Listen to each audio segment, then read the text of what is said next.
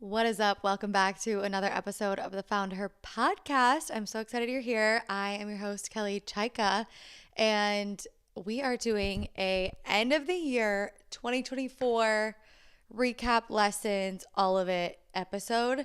Um, this was like a last minute thing. I obviously didn't have an episode come out on Christmas, and I was like, 2024 has just been like quite the year for I feel like a lot of us, and the general consensus that I have come to. I know for a lot of people this year is probably a great year, but a lot of people I've talked to were all just like, damn, like that was rough and ton of growth, a lot of pruning happening. And I thought it would be good just to try to come out of the year positive with things that maybe I've learned from other people. Um, and maybe some of you can relate to just like, shit, that was quite the year. Literally, one of my friends posted like a couple weeks ago that like you could not pay me to do 2024 again. And I'm with that. I am in the boat of like, I just don't want to do it again. Um, but no, overall, 2024 was I just think it's very fitting to do this because I started the podcast Finding Yourself or Found Her in end of January 2024. And the way I envisioned my whole life going in this year was a lot different. But I feel like now coming to the end, I'm like, literally, this whole year for me was just about like continuing to find myself. So, what better podcast to talk about it on than my very own, The Found Her? Um, so that is what we're going to do today, but I'm just going to kind of go through some lessons that I've learned and then we'll go from there. But my update, I know last time I said I had downloaded Hinge. I already deleted it. I literally, you guys, I just know myself enough to know I'm not cut out for dating apps. They're not for me. I've tried them so many times and I just can't do it. I literally get the ick so quickly. This is going to sound so mean, and I do not mean this in a mean way at all. But like, I'm somebody who's very understanding of people when I'm like meeting them in person. And I'm like, oh my gosh, love their energy, love their vibe, like whatever. You don't have to judge them just off of their appearance. But when it comes to a dating app, you're literally just judging them off their appearance and then like the first message they send to you. And I just literally couldn't do it. One guy was like, what's your number so I can like plan a date for us? Gave him my number. We messaged for one day, never heard from him again. I was like, oh, bye. Um, Other guys would like message me like, hey, cutie. Like, I just can't with the nicknames right off the bat. It's like, okay, we don't even know each other yet. So I'm just not cut out for that. So we ex-nayed that and we were putting that in God's hands. We were like, you know what? He's going to bring a man however he brings him, and it's not going to be through a dating app. And I know that for a fact. Um, but the other realization that I came to, this is going to sound like it's all about dating. It's really not. But the other realization I've come to since owning a house, any of my other single ladies out there that own a house or maybe you live alone in an apartment, it is like tough. Like I've lived alone for like, I don't even know how long now, 4 years, maybe a little bit longer. And apartment living was quite easy, but like you still got to like clean up the house all by yourself. You got to do all the things all on your own. And you at first it's like I'm an independent woman, I got this. But then you reach a point where you're like, okay, I actually could use a man. Like this would actually be nice to have somebody. And the other day, so I get done with work every day at 6 p.m. So like it's already late. And then I normally go to the gym. And this day particularly, it was snowing. And so I now own a house, so I have to shovel my driveway. Um, yeah, it was like 8:30 p.m. and I had done so much already that day and I am out shoveling and I'm just like, you know what? I don't need to be an independent woman anymore. I'm over this. I could really use a man, like really. Um, but that's okay. The realizations we all come to. And it's like I'm at the point where for so long I was like, I don't need a man. I don't want a man. I don't need him. And now I'm like, I don't need him, but I want him. Like my life would be easier. Like I'm over doing all the things all by myself, you know? So that is the realization I've come to. If you're feeling the same way, we're in it together.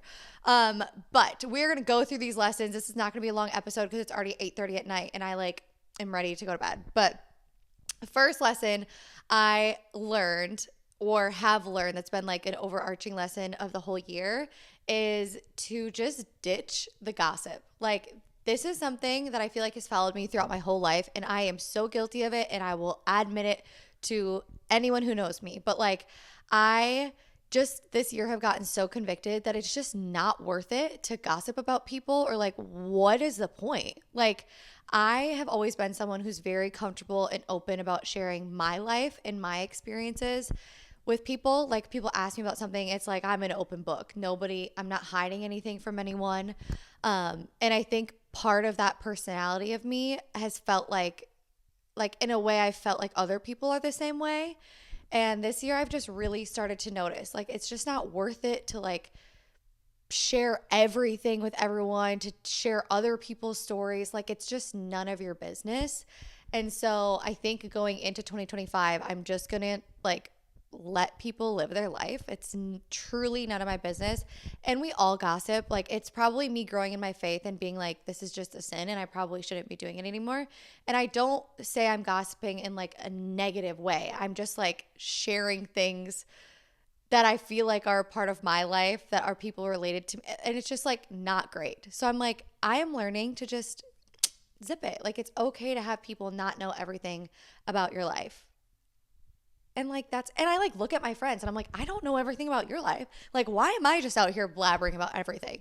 So that is one thing that I've learned. I think it's just good to keep some things to yourself and have more life-giving conversations. Like, I never feel good with myself when I leave a conversation talking about somebody else. Like, I would have so much more productive conversations with people if I was just like, like, have deeper conversations with your friends. Be like, what are you struggling with right now? What's been on your mind lately? Like, how are you genuinely? What are you working through? Like, those are the type of conversations I want to have.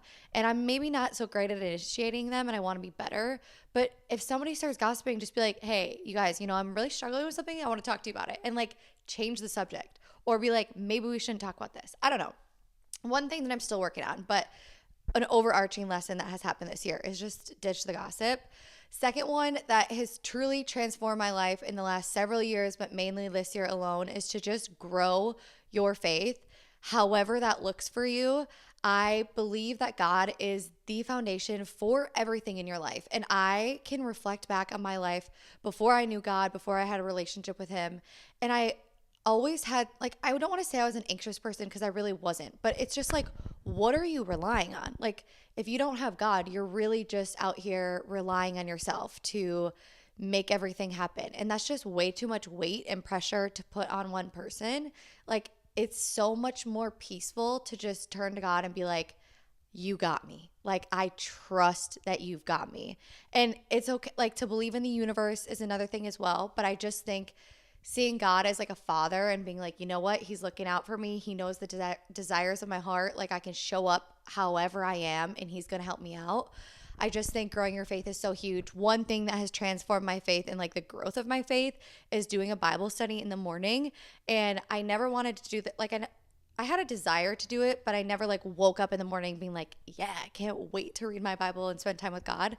But the more that I do it, the more that I notice that my day changes. And probably for the first month or two, you're not going to want to, and you're going to be like, oh, this sucks, I don't want to do it. But just spending that quiet time with Him in the morning just sets your day up for so much success. But also sometimes like prayer can be hard, or like turning to God can be hard when you're feeling really overwhelmed in your life. And if you're getting to a point where you're so overwhelmed, just know you don't have to like come home and talk to God. Like, you can literally just sit there and be like in your emotions and just sit in peace and just know that He's with you. You don't even have to formulate words. You don't have to say the perfect thing. He already knows what you're going to say. So if you're so overwhelmed that you're like, I just don't even have it in me to pray today, literally just sit there with Him for like 5 minutes and be like, you know what? Close your eyes and be like, I know you know what I'm about to say, so I'm not even going to say it. And He's already working it out. So if you haven't started to look into your faith yet, I highly recommend it. I'm somebody that was so questioning of faith and like, is it real and all of that in the beginning. And it truly has just like created such peace and joy in my life. That doesn't mean he's fixed all my problems by any means. If anything, it's made it harder.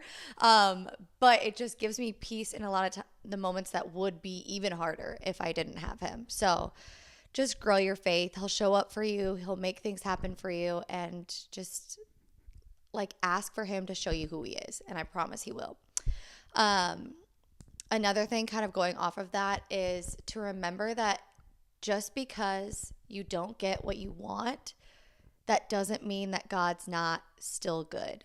Like, he is always going to provide for you, and it might not be in the way that you want him to. Like, you might be in a season where you're just, I mean, singleness is a big one, I feel like, for a lot of people. But if you're in a season of singleness and you're just like, wow, like I really thought that he was going to provide for me in that regard and he just hasn't. That doesn't mean that he's not good. That doesn't mean he's not working better things out for you. If you're not happy in your career right now and you're looking for something else, that doesn't mean that he's not good. Like, if you have, whatever it is that you're going through, just because you haven't gotten what you've wanted, it doesn't mean that he's not still good and that good things aren't still going to happen. I think it's so easy sometimes when we go through things to become so fixated on what we don't have and like the lack thereof than it is to just be like, wow, I'm so grateful. But a caveat to that as well is it's okay to, how do I want to put this? Like, it's okay to feel, you don't have to feel guilty for the desires of your heart. Like, it's okay to want something, and like, you don't have to feel guilty for wanting it. Like, for me, I have always wanted to be in love. Like, I remember being in like middle school and sitting with my friend in middle school being like, oh, I can't wait to get to high school and fall in love. And I just like pictured that so much for myself, and it never happened. And like, I still have the same desires. They've grown with me, but like, to me, I could become so fixated on that and be like, oh, he's not bringing me a person and he's not a good God because of that. But it's like, look around at your life. Like, you have so many other things to be grateful for, but it's also okay to be sad about the thing that he hasn't given you yet. But know that if he gave you that desire, he intends to fulfill it. Like, he gives you the desires of your heart. So like, it's going to happen. That's what we're here for. Like, he has a purpose, and whatever you're like longing for, it's going to come to you. If you're longing for like this big future career change or like success, or it's so hard for me sometimes when I make these podcasts because I can't think of all the scenarios of the people, and then I get done with the episode, I'm like, oh, I should have talked about that. But like, truly, whatever it is that is like stirring in your heart that you have a desire for, just because he hasn't fulfilled it doesn't mean he won't. But also, don't feel bad for feeling like, damn, like I wish I had that, because it's okay. The other big one that I learned this year is to let go of people who let go of you. And that is friendships, relationships, family members, whoever it may be. Like, just let go of the people who have let go of you. I have been somebody that my whole life, I have always like literally clawed onto things that, and like, I just have a hard time letting things go, and not necessarily like holding grudges or anything like that. But when it comes to people, once I care about somebody, I have a really hard time letting them go and just like accepting that it's done. And this has reigned true in so many of my relationships. Like, the guy that I had dated in high school, we dated in high school for a very short period of time, but then we're on and off for like 7 years, literally because of me. Like, I take full accountability. I could not let it go. Like, I was just hanging on for dear life, hoping that like something would change, or I was hoping that they would come back around and like finally see my worth. And it's just like, I would have saved myself so much time, pain, hurt, all of it, if I would have just let it go. Like, just learn to let people go. And that has transformed, like, literally, I met a guy a couple years ago, and he was like, it sounds like you have umbilical cord problems. And I'm like, I do. Like, once I like get that umbilical cord attached, I am like you know what? I'm a ride or die. And maybe that's just because I'm a very loyal person, but I'm too loyal that like I don't know how to let go of people who might be hurting me.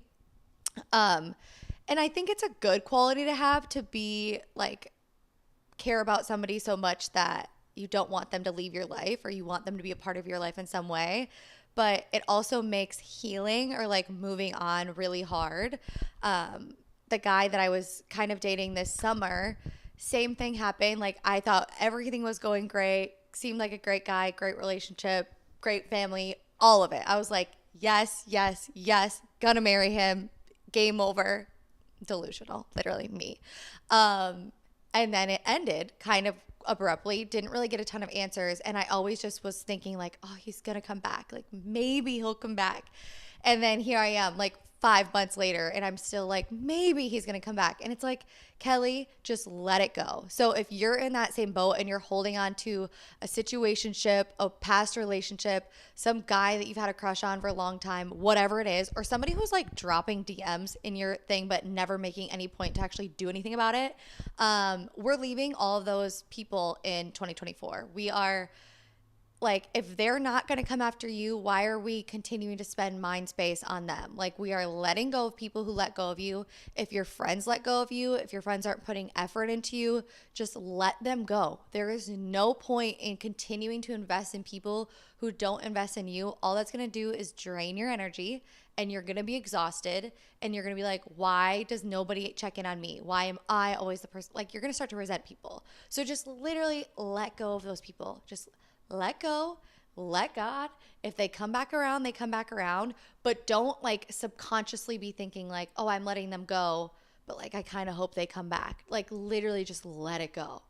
And I know that's so easier said than done. I am here taking my own advice, but this is like such a lesson that I think God's been trying to teach me for like 10 years. And I'm just finally like, okay, fine. I am not allowing this to happen anymore. So just let it go and let God, and I promise you'll be so much happier. The other big thing I learned this year is to be disciplined. At the beginning of every year for the last 2 years, I think, I have set a word of intention for the beginning of my year. And for whatever reason, this January 1st, I was like, you know what? My word is going to be disciplined. I wanted this to be the year that I focused on my health and fitness, that I became consistent in the gym, consistent in my faith and reading the Bible, just like overall was disciplined in the habits that I like laid out for my life. And it genuinely transformed my life in so many ways. So whatever it is that you're like seeking or desiring for yourself, if you're somebody, I know in the new year, we all always set goals of like health goals, become the best you, healthier version of myself. You're putting vision boards up of like you working out. All is fine and good, but at the end of the day, like nothing's gonna happen unless you show up consistently and like be disciplined on the days that you don't want to do it. Like I remember I used to be the person who never worked out. I never went to the gym. I always used to say I'd rather be fat and fun than skinny and boring. And that's just dumb, but hilarious. And I just always was like, I don't know how people like have the discipline to work out, or like the motivation, I used to always say. And what I've learned is motivation is not real. It's never coming. Like I am motivated probably one day out of the week, if even, maybe one day every 2 weeks. All the other days that I'm showing up for myself, going to the gym, all that, it's because I'm disciplined. And so be so disciplined for yourself. Drill your goals into your mind to the point that when you're getting home from work and you're feeling exhausted and you're tired and you're like, you know what, I'm not going to go to the gym, or I'm not going to journal today. I'm not going to do my laundry or clean my house or do the thing that I know I'm supposed to do. Flip the switch in your mind and be like, you know what, I'm going to do it because I'm going to feel so much better when I do. And when I tell you, when you become disciplined, your confidence naturally increases. Like I have become so much more confident this year because I trust myself enough to know that like I'm going to make it happen. Like one way or another, I know that I'm going to make it happen. I will make the time for it. And there's always going to be so many excuses, but literally you guys just show up for yourself when you don't want to. And when you leave, like if we're specifically talking about the gym, you know endorphins make you happy. If you're having a really shitty day and you're like, today sucks. I want to rot on the couch and do absolutely nothing. Those are the days that you need to show up and go to the gym. And it could be a really shitty workout, but you leave and you're like, wow, I did that. Like, I did that. And I just promise once you like build that muscle of that discipline in your brain, it gets easier. Starting out, it might suck, but I promise it gets easier. Maybe do a challenge for yourself.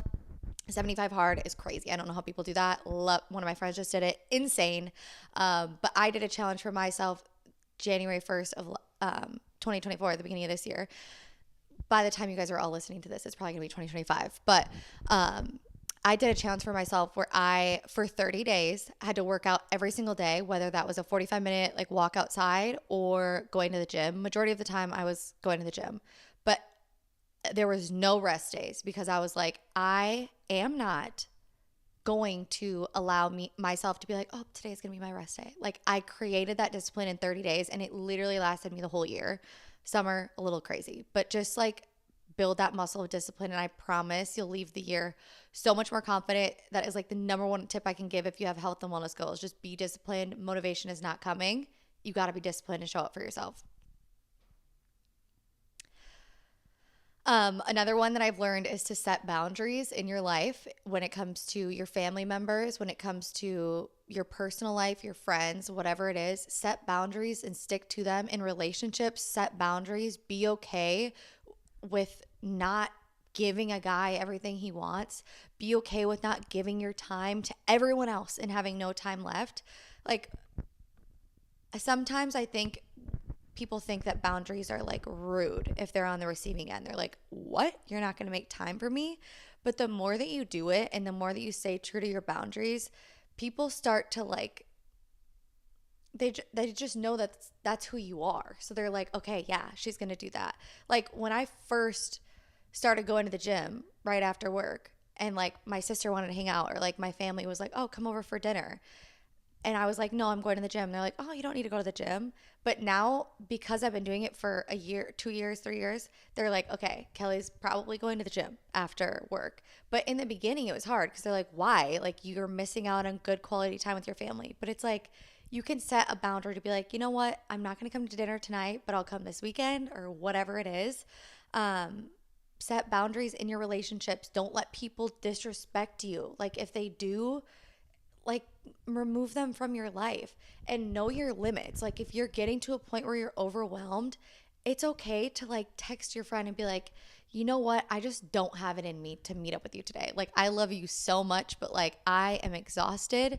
And your friend should be okay with that. And like, just set the boundary. And if people aren't okay with it, it's their problem. It's not your problem. And we're done being people pleasers. We are not about that life anymore. That is so like 2020 people pleasing. We are not there. We are now in the era of setting boundaries, respecting ourselves. A lot of us that are listening to this are probably approaching 30. Like, it's time that we know who we are. We know what we want. We set the boundaries and you stick to them, and it's going to be okay. Another one I learned this year that, and then I'm going to wrap this up, is to love people better. And this is something that I didn't do well this year. And I think that's going to be my goal for next year is just, I think my word for this past year was discipline. I think my word for this next year is going to be love, because I just don't think I think I love people well, but like, I want to be better at checking in on my friends and like actually asking them the intentional conversations that I was talking about at the beginning of this, or just like looking out for people and volunteering my time, or I don't know, just like knowing that everyone is going through shit and we all go through hard times. And it's just, I think the point of life, like our number one commandment is to love our neighbor as ourselves. And I don't think I've done it that well in my life because I've always, like, I think being single has made me quite selfish in a lot of ways. And I just want to get to the point where I become somebody who's like, you know what? Yeah, I'll do that for you. Like, even if it's inconvenient for me, like, I will go out of my way to help my sister more, or go do things for my parents, or volunteer at church, or whatever it is. I just want to be able to love other people better because I think that's what we're all called to do here. And I think life is hard, but like, you just got to invest in people. And it's kind of uncomfortable, but like, I don't know. That's just what I want to do. I want to invest in people. I want to invest in people who invest in me, but also like help build other people up. That is just my goal. But I don't know. Yeah. Overall, I guess 2024 was a tough year and it kind of sucked a lot of the time. Some moments were like really fun. I mean, I bought a house. I'm very proud of that.